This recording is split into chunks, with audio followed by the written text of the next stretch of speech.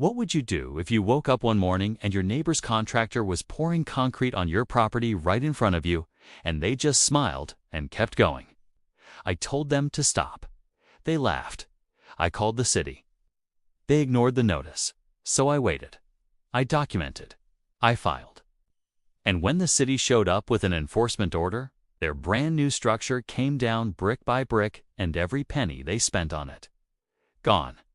If you've ever had a neighbor who thought your property line was just a suggestion, stay right here, because this is exactly how you fight back and win without throwing a single punch. Like, subscribe, and hit the bell. New neighbor war drops every week on HOA Drama Neighbor. Share this with someone who needs to know their property rights right now. Let me paint you a picture. I bought my home 8 years ago, worked every overtime shift, scraped every dollar together, and finally signed the papers on a modest but perfectly positioned corner lot in a quiet suburb. I knew exactly where my property line was. I had the survey documents. I had the deed. I had everything. What I didn't have was a neighbor who respected any of it. His name doesn't matter. Let's call him Victor. Victor moved in next door about 4 years after I did. And from day one, he had this particular energy. The kind of man who treats every shared boundary like an invitation. He'd let his lawn overflow onto mine. His dog would do its business to feet past the fence line. Small things. Irritating, but manageable. I kept records, not because I'm paranoid, but because something in my gut told me Victor was just getting started.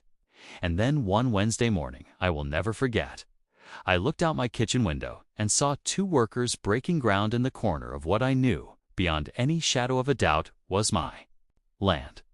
Not the shared easement. It's not the gray area between our fences. My land. The corner of my lot where I'd planned to eventually build a small shed. I didn't storm out. I want to be clear about that. I took a deep, calming breath.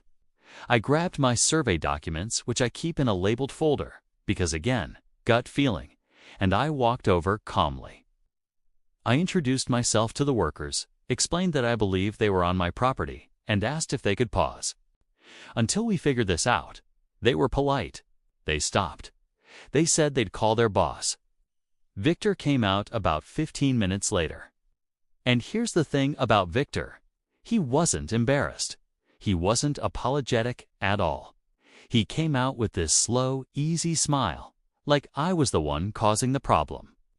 He told me the corner had always been his side, and that the fence had just drifted over the years. He actually used the words natural drift, like property lines, are something that just wander. Like the earth itself renegotiated our deed while we were sleeping. I showed him my survey. He shrugged. I told him I needed him to stop construction until we had this properly assessed. He said, and I quote, "This will be done by Saturday, so don't stress yourself." Then he walked back inside. The workers looked at me. I looked at them, and they started digging again. That was the moment I understood that being right wasn't going to be enough. I was going to have to prove it, document it, and weaponize the system. And I was completely okay with that. Step 1, documentation. If you take nothing else from this video, take this: your phone camera is your most powerful legal weapon. I went back inside, set up my phone on a tripod facing the corner of my yard, and began recording on a loop. Timestamped, continuous. I photographed the survey stakes. I photographed the construction as it progressed. I photographed Victor's workers. I photographed the permits, or rather the very obvious and conspicuous absence of any posted permits, which was the first domino in a very long chain. Because here's what most people don't realize in most jurisdictions. Across the United States, any structure above a certain size, we're talking storage sheds, garage extensions, retaining walls, requires a building permit. You have to apply for it. It gets reviewed. And it absolutely, categorically cannot be approved on land that isn't yours. Victor had skipped this step entirely, either because he genuinely believed the land was his, which was wrong, or because he knew it wasn't and didn't want anyone looking too closely. Either way, the result was the same: illegal construction on my property. Step 2. I hired a licensed surveyor. Within 72 hours, I had a professional on-site with equipment that doesn't care about feelings or assumptions. The survey was clean, precise, and devastating to Victor's position. The corner in question sat 4.5 feet inside my legal property line. Not close, not borderline. Not debatable. 4.5 feet of undeniable, documented, professionally certified trespass. Armed with my surveyor's report, my time-stamped photos, and a written account of every interaction I'd had with Victor, I made 2 calls. The first was to my city's building and safety department. The second was to a real estate attorney, not because I planned to sue immediately, but because I needed someone to confirm I was executing this correctly. The attorney looked at everything and told me something that felt like the first real breath I'd taken in a week. They built this without a permit on your land, after you explicitly asked them to stop. You have every option available to you. Every option. That phrase sat in my chest like something warm. The city received my complaint with supporting documentation on Friday. By Tuesday morning, a code enforcement officer had been assigned. By Thursday, they'd visited the site. By Friday, 1 week after I filed, Victor had received an official stop work order and a notice of violation. The structure at this point was about 75% complete. A little storage building, maybe 14 by 12 feet, sitting squarely on my land. Victor's response? T posted a handwritten note on my door saying, and I'm paraphrasing here, that I was being dramatic and that he was going to contest the notice. K had until a certain date to do so. I noted the date. I prepared my documentation packet. I wasn't worried because here's what Victor didn't understand. The city doesn't care about drama. The city cares about permits, property lines, and paperwork. And I had all 3. The administrative hearing was a Wednesday morning, 9:30 a.m. in a government building with fluorescent lighting and folding chairs. Victor showed up with a neighbor he'd apparently recruited as a witness, who swore the corner had always looked like Victor's side. The enforcement officer arrived with my survey, my photographs, the timestamp video, the licensed surveyor's certified report. Victor's attorney, yes, he hired one, argued that my survey was one interpretation of the property line and requested a second opinion. The hearing officer noted that I had already submitted a licensed professional survey, that no counter-survey had been provided, and that the structure in question had been built without permits. The attorney then argued that the lack of permit was an administrative oversight. The hearing officer noted that whether oversight or not, the structure was built on land that did not belong to Victor. The hearing lasted about 45 minutes. I spoke for maybe 10 of them. I didn't need more. When you have documentation that's clean, you don't need eloquence. You just need to present the facts and step back. The hearing officer ruled in my favor on every single point. Victor was ordered to remove the structure at his own expense within 45 days, restore the land to its original condition, and pay a code enforcement fine. I watched Victor's face during that ruling. I'm not going to pretend it didn't feel like something entirely. After months of being dismissed, being called dramatic, watching concrete get poured on my land while people shrugged. There's a particular kind of quiet satisfaction in watching the system work exactly the way it's supposed to operate. Victor waited until day 43 of his 45-day window.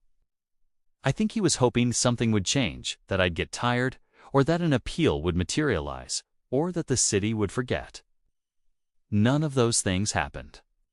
On day 43, a small crew showed up at his direction and began tearing down the structure. It took them most of the day. Every board, every beam, every bag of concrete mix that had gone into that building came back out.